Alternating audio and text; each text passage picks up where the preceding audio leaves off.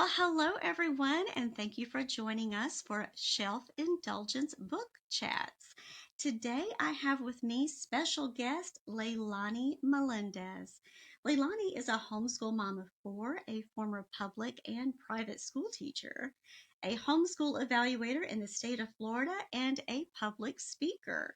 She is also a digital content creator and runs the popular YouTube channel Living with Eve, where she welcomes us into her home to share her family's homeschool adventures. Her website is livingwitheve.com. And now she can add published author to her list of accomplishments. The title of her debut release is Freedom to Learn, Choosing Your Path to Homeschool Victory. Welcome, Leilani. Thank you for joining us. Thank you. Well, I have been excited to talk to you. I've actually watched several episodes of your show and I love it. The serious, the humorous, every bit of it, the encouragement, most of all, that I relate to is one homeschool mom to another. But when I saw your book came out, I was very excited and it was a wonderful read. Absolutely wonderful. What inspired you to write a book? My dad. Oh, Because he knows me more than anybody else, I think, in the world, except for maybe my husband. But but my dad did raise me, so I have a lot of his values, and he knows that I love to I have this teaching, just I guess in me where I just want to teach and share. And he's like, you need to write a book. You need to be a public speaker, and you need a YouTube channel. And so he would constantly, so I got the YouTube channel started, and then my dad's like, okay, write the book. And I'm like, I don't know how to write. I made C's and D's in language arts when I was in high school. I did. And, that's, maybe I learned how to write after college. But he was, your children. yeah, that's so true. Oh my gosh. So true. Oh my gosh. So he finally bugged me. And then I actually have a friend that we have in our congregation, and me and her connected, her husband and I, and me, like the four of us, my husband, the whole me, my, husband and wife thing connected. And she has a child with special needs as well, but he's grown. So he's in his 20s. Actually, both of them are in their 20s. One has special needs, and I think he has autism. But we connected, and she never told me. It took her forever to tell me this, but she is an editor on the side. That's her job. And she used to be a public speaker, but she's an editor, and she has a passion. She wanted to start a whole business with editing, her own business, but she was being contracted out through different companies. And she was like, you need to write a book. And I'm like, I know. And so finally one day she texted me and she says, you are taking this class and it's for free. You're free. This is my people, and you're taking this class on how to write a book. It's a 45-day book challenge, and you're supposed to have a book done in 45 days, but it may not take you that long. And I'm like, fine, I'll do it. So I did it, and it didn't take me 45 days. It took me longer, but I got into it, and it just kept rolling. And then eventually I finished the book, and I actually gave it to her, and she edited it. Her and her husband did all the work, all the back behind the scenes kind of work, and helped me get it published. So that's the story. And there were so many things. God guiding your steps. I know. I just laugh because I always say, I'm just along for the ride. Like, let's just go. Let's whatever. Wow. That's destiny. That is kismet and fate and destiny Yeah. and intervention all wrapped into one there. Wow. I never saw it that way. I was just kind of like, okay. But I do. I always say, I just kind of go with the flow. And that's been my motto, because once I get into something, I get into it. I get a little bit obsessive about it and I go full blown. But a lot of things I don't know. It's like a roller coaster, but a really fun one. That's not that scary. But yeah, taking us along for the ride because I'm learning a lot from it. So that's good. Good. Yay. Then God's doing his thing. But yeah, the book just kind of fell in my lap because I see a lot of parents that desire so much to homeschool, but they feel so much pressure from the government, from the public school, from their family, then I'm like, you guys, seriously, I've seen the back end of the public school, the private school. Like, I came from a family of teachers and social workers and principals, and it's not all daisies and roses. Like, it's not. And the government, I mean, it's just, they cannot control a parent. And then when I look at the homeschool laws, and I meet, because I do homeschool evaluations in Florida, which is part of our legal requirements. And basically, you have to meet with a certified teacher once a year, and they sit down, look at your portfolio, and just basically check it off and say, great job, here's your paperwork, turn it into the district. When you actually look at the laws, and I'm not a lawyer, but I do sit down yearly with the homeschool legal defense attorneys for Florida, and I go through pretty much, I'll take their seminar, but then I sit down with them just to make sure I've got all my ducks in a row and I know what I'm doing. Mm-hmm. The laws are so relaxed in Florida, and even other laws too. It scares everybody, but it almost seems it's very political. Like, they're making the school district happy, but they're also giving the freedom to the parents by allowing the parents to pick their evaluator and setting certain guidelines. So the evaluator can't ask too many questions. The superintendent doesn't have a lot of rights. Like, the superintendent by law cannot assign a grade to a student, nor can they ask what grade a student is in. And the evaluator is only allowed to say, yes, you pass, or no, you pass. And then the other fun thing is, if you don't like your evaluator, I mean, the parent gets to pick the evaluator. If they don't like the evaluator, they can get a new evaluator, and it's fine. So I mean, there's so much, and parents freeze when they're like, oh my gosh, I'm assuming it's probably the same way in other states, that they get really nervous. And I know the legal requirements are different from state to state, but it's this fear that the government is just hovering over them and watching it. And it's almost like there's this fear tactic that they're using. The government knows they can't be in your house every single day. So they push out this fear through the public schools that it's like, no, they're not watching you. And yes, they've given you the right to homeschool, and they've given you a lot of freedom. And you just have to do what's in your heart. Like, if the Lord's convicted you on certain things, certain subjects, certain topics, like, just homeschool the way that you want to homeschool. Like, you have that right in America. Right now we do, at least. Yes. Good point. Right. We live in Texas, so where our freedoms we're a pretty free state. It's pretty much hands off that in Texas. We don't have nearly as much regulation, but just based on what you're explaining to me now, Florida doesn't sound as scary as, like, I have several friends who've thought about moving to Florida. They're from Florida and they, live here now, but they're like, I kind of want to go back. And I don't know, the regulations are there. So now I can kind of tell them it's not as bad as you think it is. It's not as bad.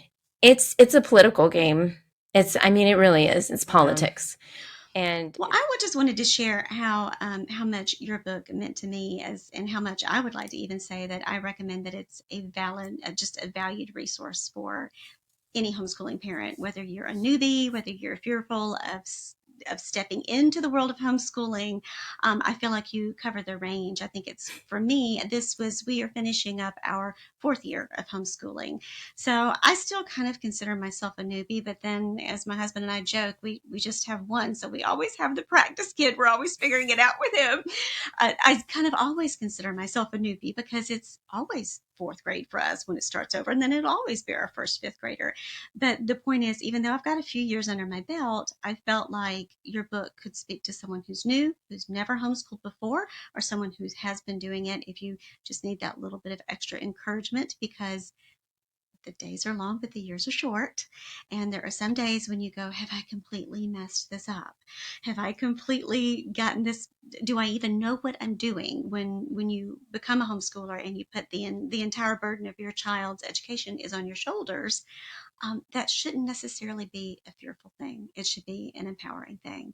And I felt that your book was very much pro-parent, to empower you from so many different angles. But from the biggest thing that stood out for me was community. that was one of the biggest things that stood out to me, is that you are not alone, whether you have a co-op or whether you do this on your own with a co-op or not. You can reach out and find those connections, and you should. And that's one of the biggest takeaways that I took from your book. Several things that I learned. But can you speak about what community and having a village means to you, as far as Oh in the gosh. homeschool community? Well, I mean, definitely the you're not alone feeling, because sometimes as mom, we like to trap ourselves in a little bubble and just we've got kids and we don't have adults around us that encourage us and support us. And then there's also this idea of there's people in my life, adults, that can speak into my children's lives, things that I can't. And that is a really big deal, especially, us being believers, Christians. We want our kids to see that there's other Christians out there with the same values.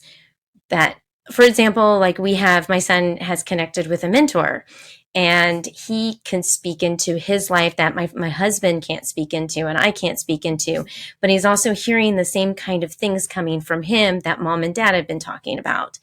And I mean, there's other situations where, like, mom needs a break, and somebody, we take in a child into our home so mom can have a break, and vice versa. I think we just need each other to pray together. We need each other to, when it's like the body, like when one part of the body is not working properly, the others can help lift them up. And there's been days that I've walked into co-op or walked into our congregation where I was just like, I was done. And, having a group of women and any adult, because, husbands included, coming together and just saying, it's going to be okay. Let me pray for you. Or, hey, let me take on that burden for you. I'll teach this class for you today. Or like, I'm teaching a class at the co-op, a logic class. And my daughter that has Down syndrome usually sits in with me. I was crazy. I'm crazy white. I don't know why I did this. I taught a logic count class and thought my daughter could simply just sit there and eat her lunch for an hour. This was like one big mistake I made. So I'm teaching Learning mode.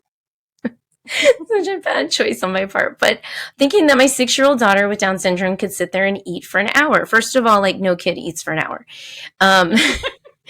And thinking that I don't know, it was just a big mistake. And I only have 4 more weeks, so we're good. But a parent noticed I was struggling and it was affecting the class. And, my daughter likes to get up out of her seat and sit between the kids and feel like she's a part of the class. And so the mom just came by and said, hey, you know what? I'm going to watch your daughter for you. And she actually cleans the co-op. So she'll take my daughter around and clean the co-op and teach her some cleaning skills. I don't have to worry about it, even though I made a stupid mistake. No, don't say that. That's not. It was very growing moments. It was very ambitious of me. I really wanted to teach this class. And so, yeah, it's good. It balances everything out. And, but not only just the prayer, just the support, and just those moments when you think, oh my gosh, like this right now, it just dawned on me, like, I messed up. You're like, no, this is community right here. So it is, actually. Yeah. Yes, it is. And, I also think, with YouTube, there's a lot of moms that, especially within the special needs community, there are a lot of moms that are stuck at home because they have no choice. I won't go into detail. I mean, there's moms that have kids that are wheelchair bound, and there's moms that have kids that have severe autism and they can't bring their child out into public. And there's lots of different situations. And I am so thankful. I really am, to the Lord. A lot of people downplay social media, but it is such a way for people to connect when we can't get out of the house for whatever reason. Or I always think of it as like a missions field. That's actually very true. Yeah, it is. Oh, it's very true. If you want me to get on that tangent, I can, but it is. it's a missions field. Yeah. And a way to connect with people, whether it's YouTube. I try my best to stay personable. Like I don't want to, this sounds weird, but I don't want to get too big where I don't have time for people, because I feel it's important to connect with those families, Mm-hmm. because we're all people in the end and we need support. But yeah, and social media is a network of people that are real people. So, and it is a mission field. No, that is true. And sometimes we tend to forget that because they forget that you're graciously inviting people into your home so that they can learn and grow. But sometimes they forget you're not a TV show. This is your life. No. This is your life. And Yeah. yeah, it's that you are human and we need that human connection at our very, very basic. Yeah. It's one of our basic needs. Yep. So yes, Yeah. absolutely. I can see how that's a mission field. Absolutely. Yeah. Oh, So yeah. Maybe we'll talk later. I could go on for the next hour. oh no, that's okay. That's okay. I'm kind of using it as one in my other podcast, but we won't get off on that. Trying to get people to serve more wherever they are, but we'll get off on that another time.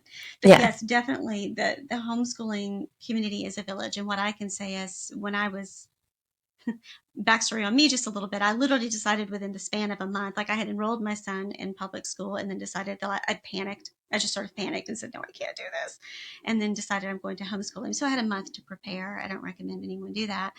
But I had just run into Kismet, or it's not Kismet. God put people in my path when I decided I was going to homeschool. I just ran into homeschool mamas everywhere, just everywhere. And you can ask them anything and they Mm-hmm. will tell you anything and provide you with a wealth of information. And I just sort of jumped off into the deep end and away we went and I haven't looked back. But that is Yeah. the beautiful thing about community and especially the homeschooling community. They were all kinds and all are welcome and you can ask us anything and we will Yeah. That's answer very it. true. That's very true. Yeah. And we'll pray. And we'll pray with you and for you and walk along beside you. Mm-hmm. Well, in your book, you talk about one thing. I hate to switch to this, but it was it touched me true because I think we've all fallen prey to it, that ubiquitous comparison trap of where oh my gosh, well, this mom is doing this, especially if you're searching for curriculum or you're trying to find a teaching method. I know when I started out, I fell in love with The Well Trained Mind, and I read the book, and I was going to just do everything just like Susan Weisbauer, and not knowing at the time my son had dysgraphia, that it was just going terribly. And we went on and on with this for 2 years because I'm stubborn, where it was the point where I thought I was doing a good job by just hammering it out until we were both at tears at the end of the day.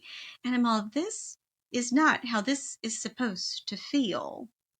And I would Mm-hmm. have had accommodated the writing assignments until I was finally, it took listening to a couple of different people on YouTube and a couple of different moms going, because this was also during the pandemic, thank you very much, where we couldn't get out and be around each other. And Right. of course, my only community was, I'm so glad you said that, my only community was the online community.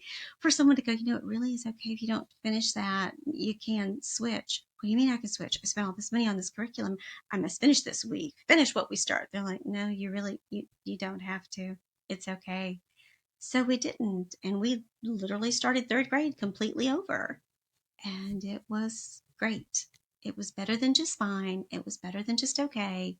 Yeah. It's so funny how I am willing to. We have a sign in our classroom that I'm looking at right now that says, we live by grace, not perfection. I do this, but my son does it as well. I will give grace so freely to anyone else, but I have a really hard time giving it back to myself. Yeah. But your book talks to the importance of that, of trying to avoiding that ubiquitous, as I call it, comparison trap, and instead embracing your own uniqueness and capitalizing on your strengths. I mean, you speak to teachers and parents and students and learners, alike. You kind of empower us to that. So I guess you wrote this over a year ago, but what was going through your mind when you were writing that component of your book of avoiding that comparison trap? Probably the FOMO, the fear of missing out. Yes. There's, yeah. And then wanting to show the world that you've got this. And also a mix of our public school mindset that many of us grew up in the public school and we think we know what it's supposed to look like. I think that's kind of where I'm going with my second book, is just getting out of that public school secular mentality, Mm-hmm. that a lot of us we learned it at such a young age and we've been brainwashed. And, even though we're like, this is not what it's supposed to look like, we know that, but just we keep falling back into that over and over and over again. And a little bit of that and a little bit of that fear of missing out, seeing all these moms up on YouTube. This one does it this way. This one does it this way. And you get a little bit ADHD. We're like, oh, I really like that. And they're really successful and I want to be like this. And then you're like, oh, wait, this one. And then you start jumping on the different bandwagons. Mm-hmm. And I know, I won't mention the curriculum. Like, I know there is a curriculum out there. One in particular that I kind of fell prey to because everybody loved this curriculum. And I was like, I'm missing out on something. And then when I purchased the curriculum, I was like, oh no, this is not at all what I thought this was. There's nothing special about this. And I didn't use it, but it's just, I've given away a lot of, oh no, this isn't going to happen now. I'm just, here you go. it's this getting back to, okay, I'm different. There are certain people that I will connect with that have similar personalities that are similar to mine, but I need to be who God made me to be, period. And I need to really be okay with that, because you will get criticism, whether it's from your mother-in-law or other homeschool parents or just from yourself. You're going to get that criticism and then you're going to think something's wrong with you, but then taking that step back and going, okay, who am I? Where is my identity? Is my identity in the public school? Is my identity in what other people think about me?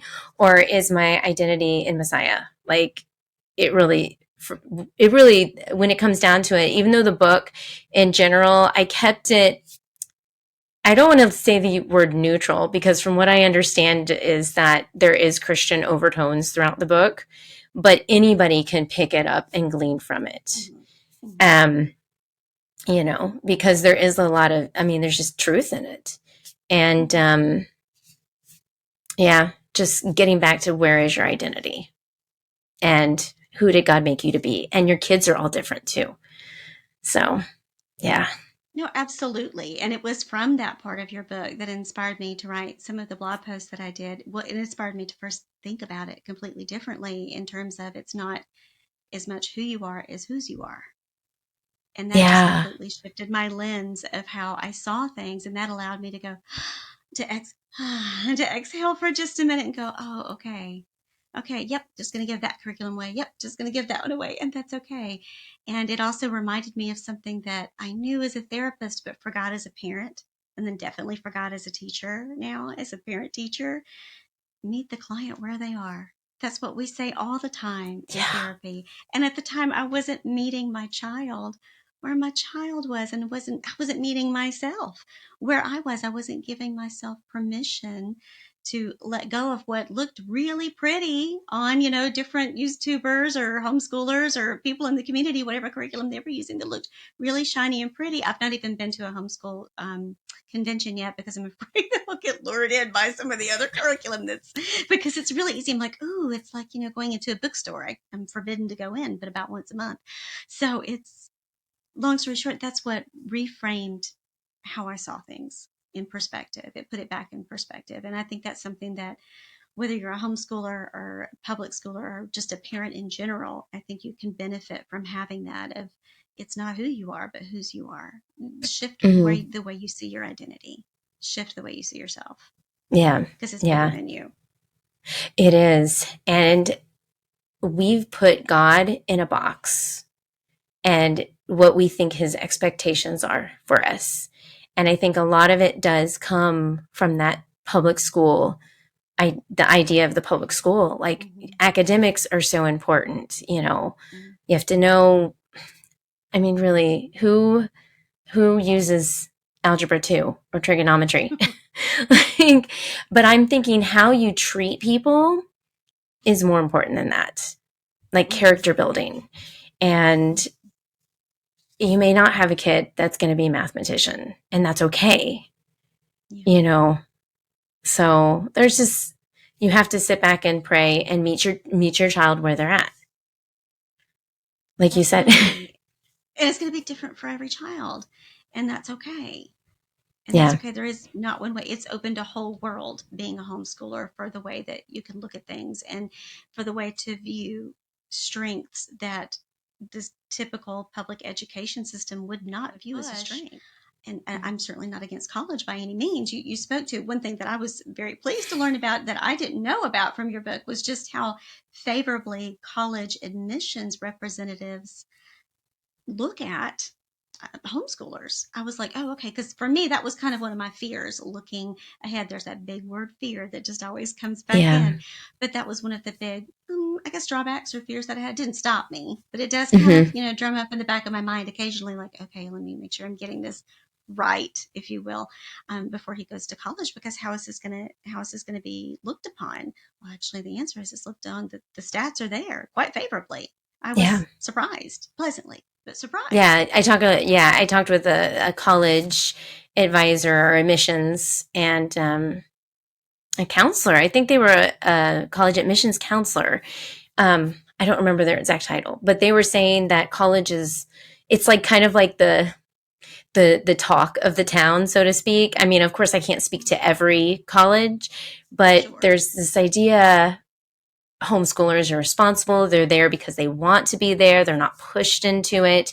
They have self-discipline, and they get their work done. Like, they're not going to drop out. The dropout rate of homeschoolers in college is much lower than any other group.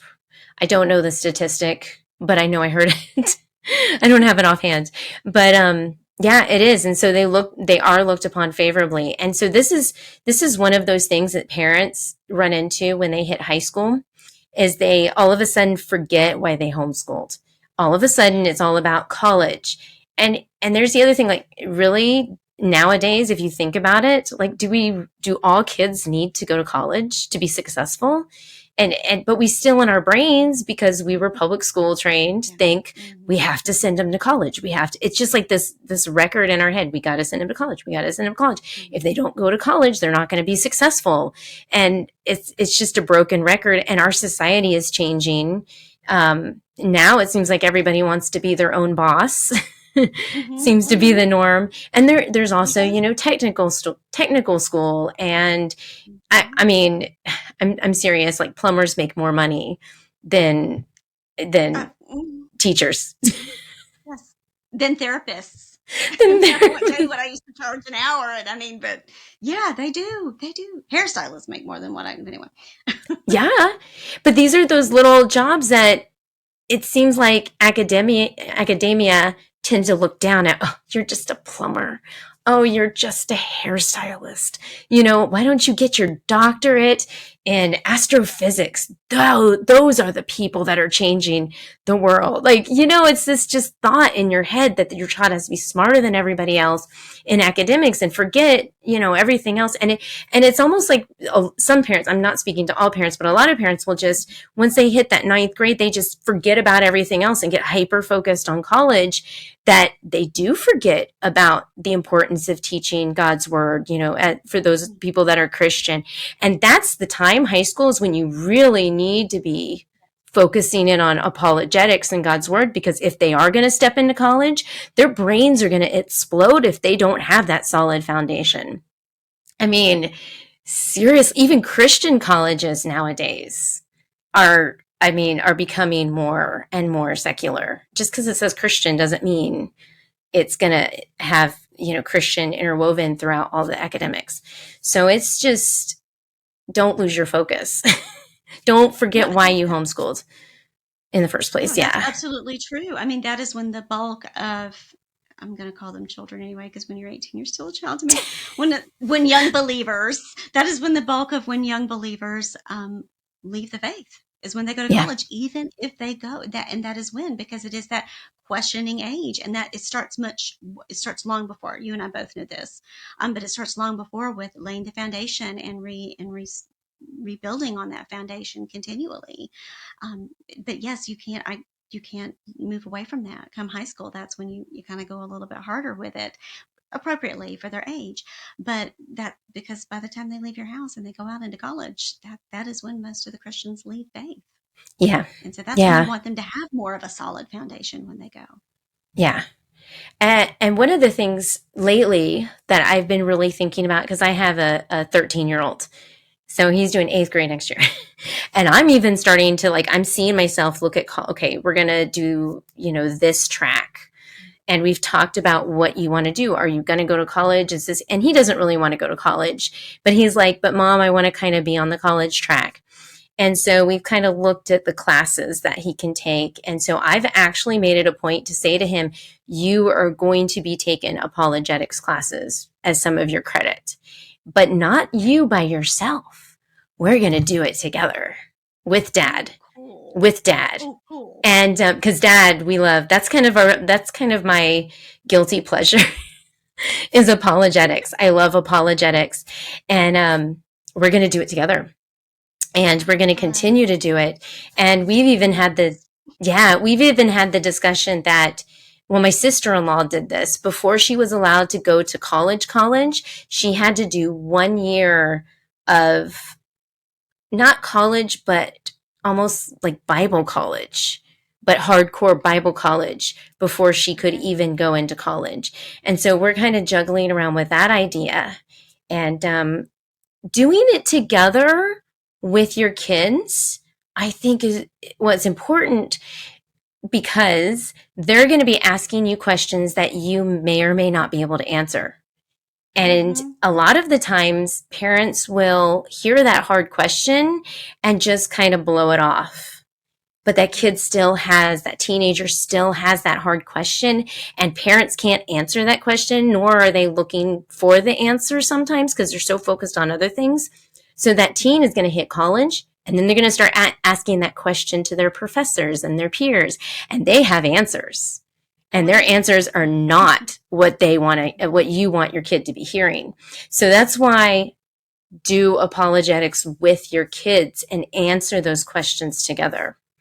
That's what my next book should be about. Because go ahead and start writing that proposal now. Yeah. It really is. I mean, I follow Mama Bear Apologetics and listen to that, and I think I'm getting ready for that. I think I am. I'm getting there, but I just feel like I've got to study even more. Being me and my type A personality, I'm like, oh, I've got to know that before I get there. Well, I'm never going to know it all. And I have to remind myself there's no way possible for me to know it all. Right. God will give me what I need. And, he'll give me those bites of that elephant at a time, since I can't eat the whole thing. And then I won't have to do it in my own strength either. If I can just remember that, it's okay. Don't have to know it all before I get there. But I love the idea of doing that. I wrote myself a little note of family apologetics together. It's brilliant. Yeah. The heavy stuff. Yes, the heavy stuff. I will read that book. Yeah. But the more I read that chapter, it was about seeing the world through a different lens. It was that desire of champion the underdog, of fighting for that one kid when no one else would fight for them. And you went on to talk about advocacy and the role of being a parent advocate. And that resonated so deeply for me, simply because you were speaking to how when you're a parent advocate, you're not just an advocate for your child. You are an advocate for every other child with your child's condition, or even for other conditions. You kind of just put on that advocate hat in general. And that's what resonated with me so deeply. Can you speak to what parent advocacy is for you in your experience? Well, I mean, and I'll speak specifically to my daughter that has Down syndrome. So we do not shy away from being in the public eye. Not just with YouTube, but we go out and we live a normal life, and she comes places with me, and I will make sacrifices to, not be that parent watching her kid from a distance. I'll be that parent playing with her and finding other kids to join along. And I want other kids to play with her. And it just that she's a person and not just a disability. When you were in public education, you were a bit of a magnet and a bit of a whisperer for children that other people struggled to handle in their classrooms. Heck yeah. Yeah. I took them in. Yes. And that's so what's funny about me that people don't know, because I always say I'm a teacher, but I never talk about what I taught. So what I actually did teach for the majority, now I also did teach math for a long time, but what I did teach for the majority was music in middle school.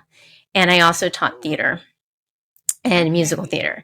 So I was the elective teacher. And so we would get a lot.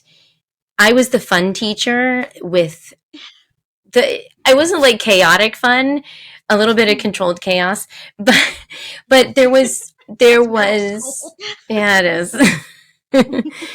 But there was always,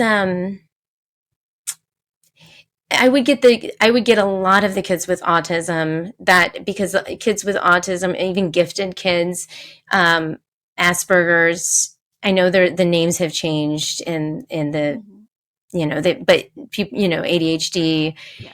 I would get those kids because those kids don't want to sit in a classroom staring at the board all day long. They want to get up and they want to move and they want to take on responsibilities. And especially gifted kids with, they're up high on the spectrum.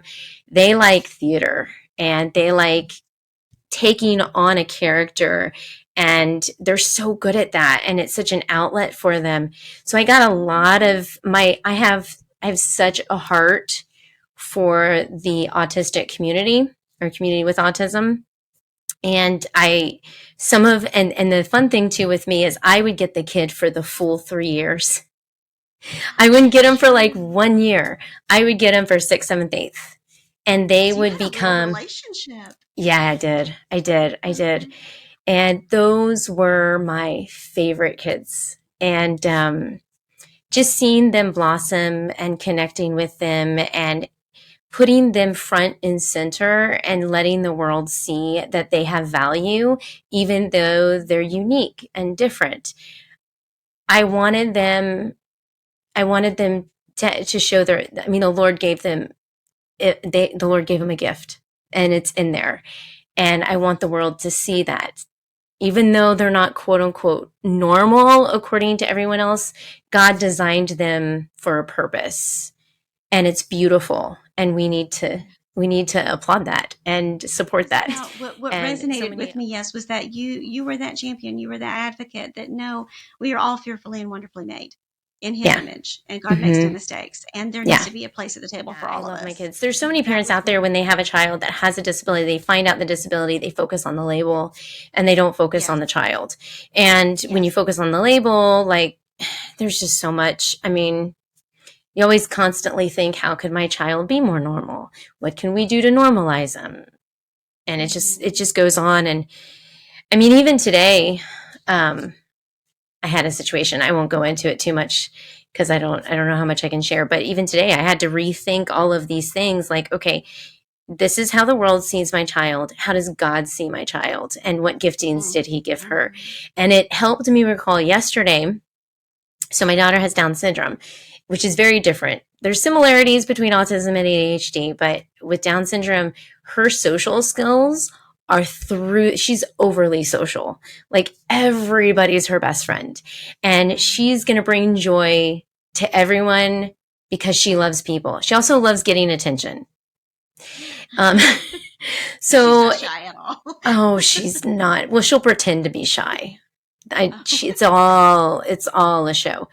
And so yesterday at the pool, so we went to the pool for 2 hours, and it's a community pool, and it's huge. There had to be like 50, 60, maybe 100 people there.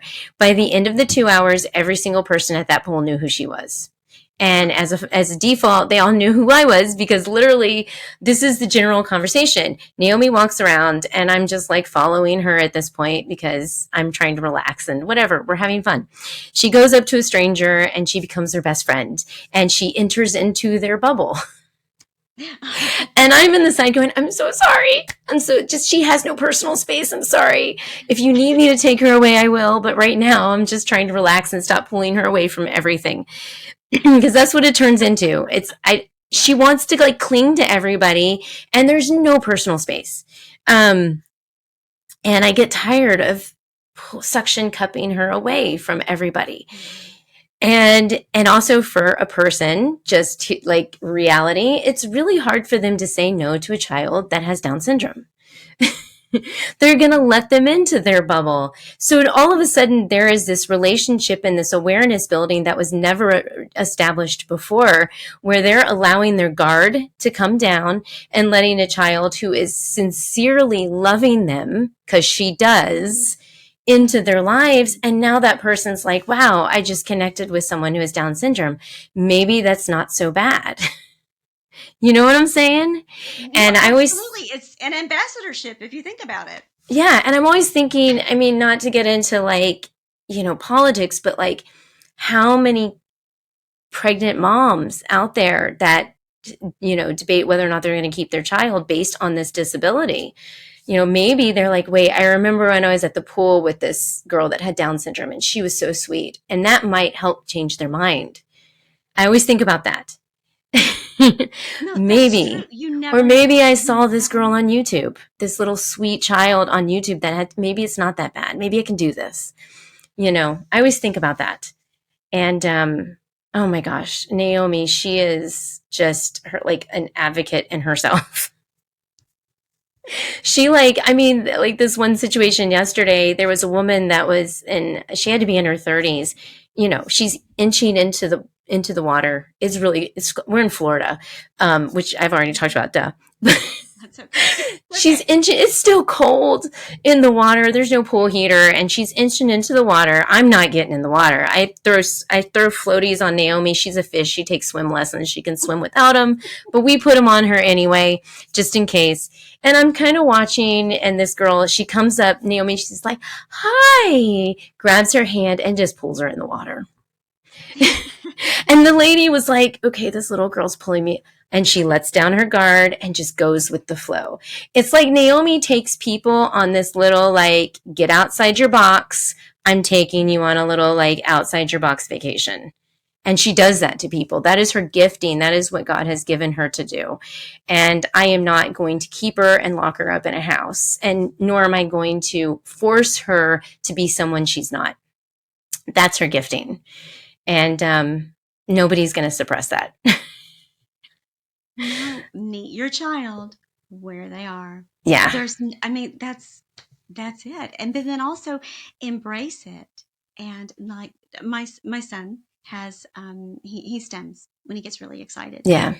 And when he started a recent co-op, it was something that he was a little self-conscious about when he got a little older. And he's like, someone asked me why I flap when I get really excited. And I'm like, well, did you tell them? And we're at the age now where we're moving from just me being an advocate, where I used to answer those questions for people who were curious, or kids. Kids are direct in their curiosity. Yes, they are. 6, 7, 8-year-old, but they still need an answer. They want to know why he would flap when he would get really excited.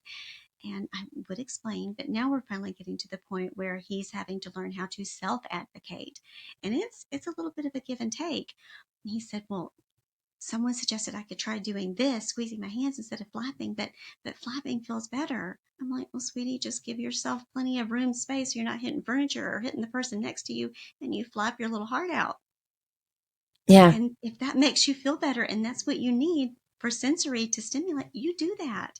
And it took a little bit of getting used to, but after a while, he might flap a little less because he'll catch himself and stop. Now, when he's home, he's happily flapping, and that's perfectly fine, as long as he's not your furniture, because it does hurt. He's gotten bigger, and he's tend to forgotten, I've gotten bigger and I've hit harder.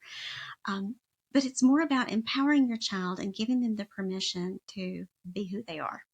Yeah. And knowing that they're going to be unconditionally loved. Yes. They are. Yes. Oh my gosh, yes. I always Yeah, think about Pastor. that. Yeah. The unconditional love, regardless of any flapping or any speech impediment, that there's a person beyond that that has value, and God created them to bring value to this world. So, and He's going to work through them to glorify Himself. Yeah. Yes, he is. Yes, he is. Absolutely. Well, the last part of that the passage that really got to me was we were talking about the advocate, and I would like to read a quote from your book that I love so much. Was we're talking about advocacy.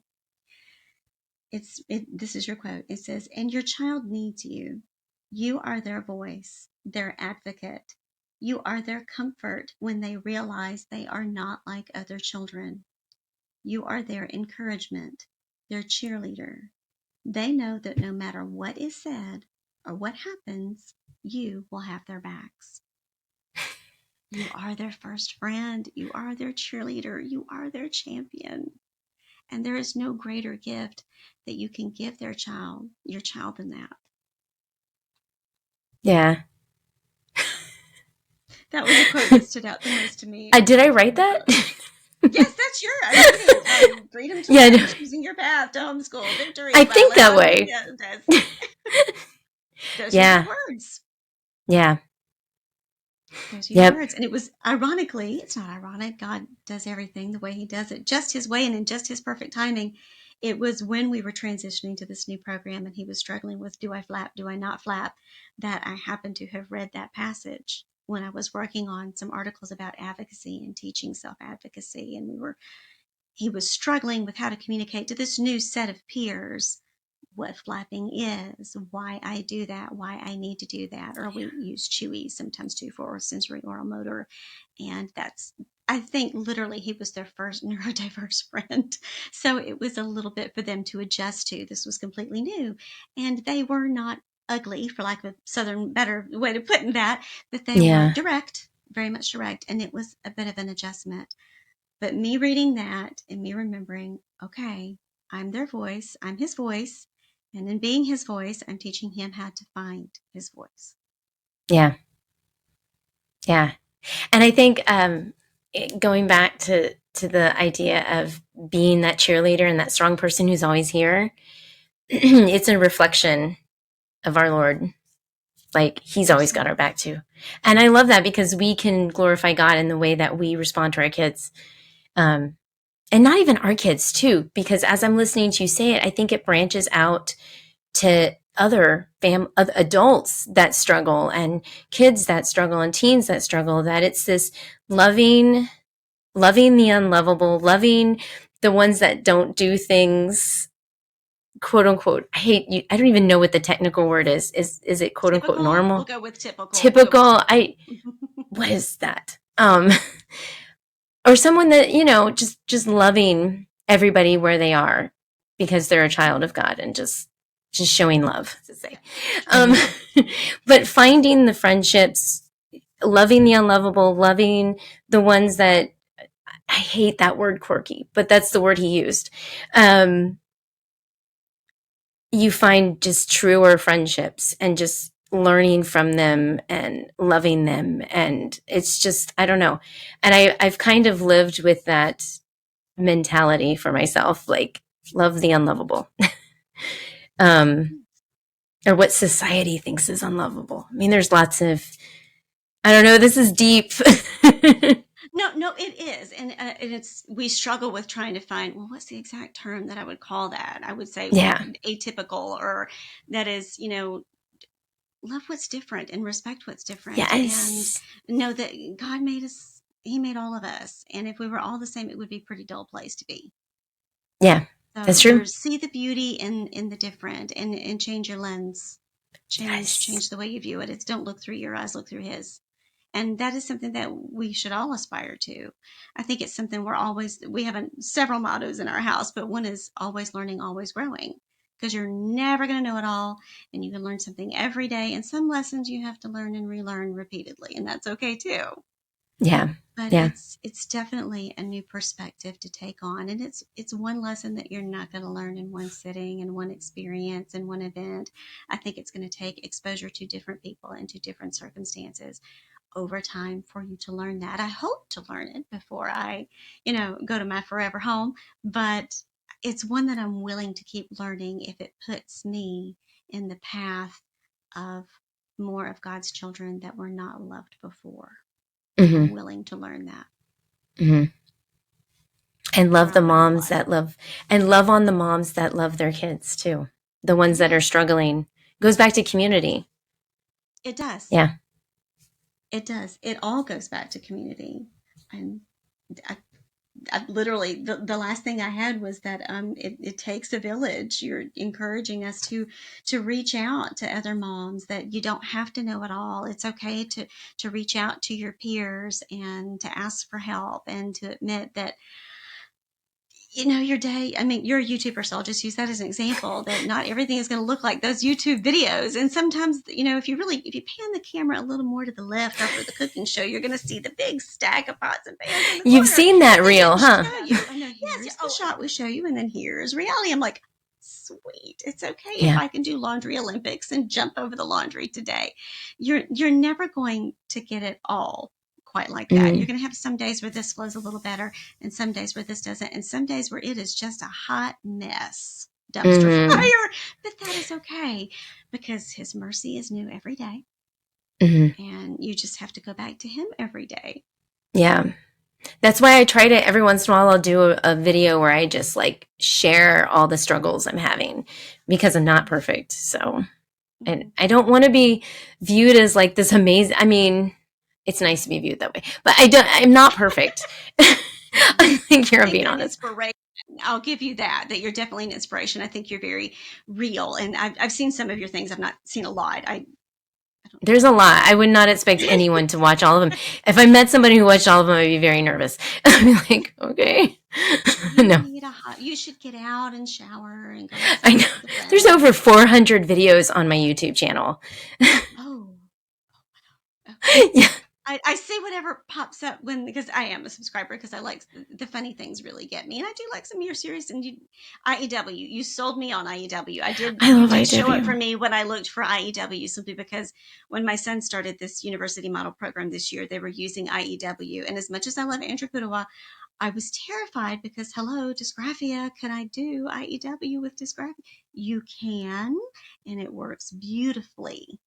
I was a Yeah. little bit afraid, but you did some comparison videos on that, and you talked about, I don't know if you talked about it with dysgraphia or not, but you did talk about it. And so it kind of calmed my nerves a bit, but we're about to finish up our first year with it, and we're Right. typing for him instead of handwriting, which helps quite a bit. Yeah, it So, does. Yeah, I was actually on Andrew Pudawa's podcast, and he's really trying to, oh, yeah, that was fun. He's now, I'm calling him my mentor. Um, well, I've decided that. awesome. There you go. Yeah, he remembers me and everything, and we talked, and Oh, he's awesome. he seems nice. Oh, he's so nice. And he was so funny. He goes, not, I mean, you can keep this or not, but he goes, shocked me. He's like, I was watching your YouTube channel and I kept thinking to myself, this girl is so much like me. And I'm like, oh, Really? yes. I totally, Yes. So I'm like, I, really? Oh my gosh. I started fangirling so hard at that moment. And I love I'm like, it. I'm like, and he's so funny. He's like, when I met you, you were just so bubbly. And I'm like, okay, because I was fangirling. Um, I love it so much. I don't mind. Yeah, I don't mind if you share that, but because I'm real, I fangirl over people. Oh, I fangirl hard. That's okay. That's okay. We all do it. We all do it. We all do it. Well, Leilani, this is your very first debut book. Can you tell us about what freedom to learn means for you? Okay. So freedom to learn just basically means that as a parent, we we can homeschool however our heart wants to. Whatever we're called to, whatever the Lord is leading us to. This is the book. Blue, I love this blue. So I had to have it blue. It just sticks out to me. But it's this idea that you're reaching down. I love the cover because it's like you're in charge, not the government, not the school system, not your friend, but you're the one that's bringing your child along the path. So, and I think this book is honestly for all homeschoolers, whether they're seasoned, whether they're new starting out homeschool, whether even if they're like grandparents homeschooling, it's pretty much for everyone. Because I don't just include, because I do. I mean, if you look at the table of contents, I talk about pretty much everything, like you mentioned before. Mm-hmm. But I'm also telling stories because of my background as a homeschool evaluator. I include like a lot of stories in there. Just sharing like success stories of, you look at this kid and at the age of 6 and you're like, well, they're not going to amount to be anything. But then it turns out when they grow up, they're successfully doing this and doing that. And I think one of the most, in my opinion, one of the most powerful stories is in chapter 3 about the mom who lost her husband. I don't know if you remember that one. I do now.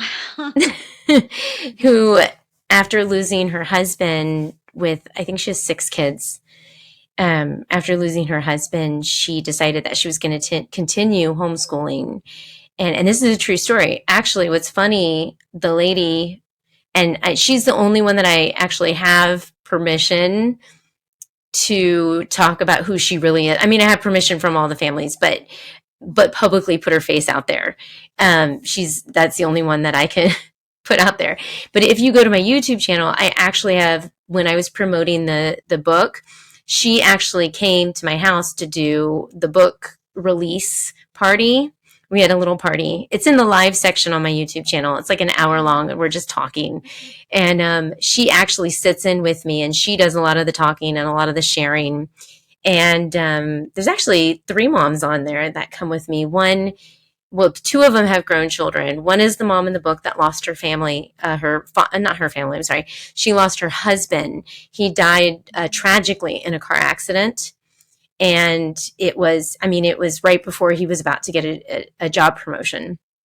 And she decided she was going to continue homeschooling her kids despite what everybody said. And her kids turned out okay. In fact, they're actually very wise. A lot of wisdom. Specifically, I can't say her name out loud. I want to. I almost did. Specifically, the one that I talk about in the book that approached me and counseled me through some things as I sat there. Just the wisdom that comes from her family, because she focused on God. She cried out to God during that time, and she drew her family in and homeschooled her kids. And homeschooling didn't look like textbooks and computer programs, and it looked like a family loving each other, seeking the Lord together, and figuring out life. That's what it looked like. And they're all successful. And yeah. So that's my favorite story in there. And yeah, she's an amazing woman of God still to this day. I go to her. But the 3 people, if anybody ever wants to jump on my channel and look in the live section, the three parents that we all talk about the book, one of them has special needs kids, or kids with special needs that are grown up and they're living the life. Another one is her. And the third one is she's thinking about homeschooling, and she's actually on the fence about it with her kids. So we chit chat. During our book release and talk about all the things. But this book is definitely for all types of seasoned parents, whether you're walking into high school for the first time, whether you're, homeschooling the middle schoolers. So there's stuff in there for everybody. Even history of homeschooling. I touch on that just a lot. So it just gets you thinking about what is education. And public school system is very new when you look at history. It's a very new idea. Most people homeschooled. and homeschool doesn't always look like the public school system. So yeah, the idea with this book is I want to open up parents' eyes. And that's kind of really what I want to do. I think the second book, I'm going to even try to open up more eyes. It does. And yeah. So where can we find your book? Oh, yeah. Okay. So Amazon. Amazon has it. So you can find it on Amazon. Freedom to Learn, Choosing Your Path to Homeschool Victory by Leilani Melendez. You can go to my website as well. www.livingwitheve, it's all one word.com. And yeah, that's where you find me. Do we have an audiobook on the horizon? Yes. That is, that's a lot harder to do than most people realize. But yes, we are working on that. I know a lot of parents, especially, me too, listen to audiobooks. And so hopefully we'll get that available as soon as possible. It's not going to be me reading. Sorry. I really one day want to get that out with me reading, but technology is not my friend in that area. So it's okay. It's okay. To have it out, and then I can listen to it, even though I've read it, but I can listen to some of my favorite parts again and go back and compare my highlight that I have from the digital book, because I can take that with me wherever I go. Yeah. Well, is there anything that we haven't talked about that you would like to leave our listeners with? Subscribe to my channel, buy my book. Yes. Come visit with me over there. Absolutely. I look forward to it, because you brighten up our day. You give us so many different perspectives and looks at curriculum. You even have made me into an IEW believer now, and we've almost finished our first successful year of IEW. It can be done even if you have dysgraphia in your homeschool. You can still do IEW. Yeah, Andrew's awesome. Andrew Poodle, he's awesome. And he is really wanting to reach those kids that have learning disabilities like dyspraxia, dyslexia, dysgraphia. So he has a heart for them. Well, best of luck to you in your upcoming speaking engagements. Where can people see you if they're in Florida? Oh, yeah. Speaking engagements coming up. I do. I'm so excited. Oh my gosh. It's my dream, because it's the teacher in me. So May 17th, I'm speaking. Yes, May 17th, I'm speaking at the Florida Homeschool Association Convention in Daytona Beach, Florida. And then I'm speaking at June 9th at Family Cafe. Family Cafe is specific. It is the special needs convention in the state of Florida. So I'm speaking May 17th. I'm speaking on the middle school brain. And then I want it to be fun and encouraging. And then for the the special needs convention, I'm speaking about how to homeschool your kids that have disabilities and learning disabilities and special needs. So I'm going to talk about that. And that one's going to be more geared towards the Floridians, because I'm going to talk a lot about the legal stuff too. Okay. So, yeah.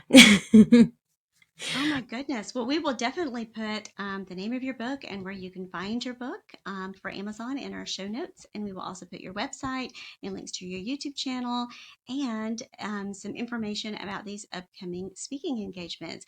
And if you would like to contact Leilani to hire her to come and speak at one of your homeschool presentations, then you can reach her at www.livingwitheve, all one word.com. Thank you so much, Leilani, for coming on and talking about your wonderful book. And best of luck to you in all of your speaking engagements this summer. And we will see you over on YouTube. Yes, that's where I live. Thank you. Thank you.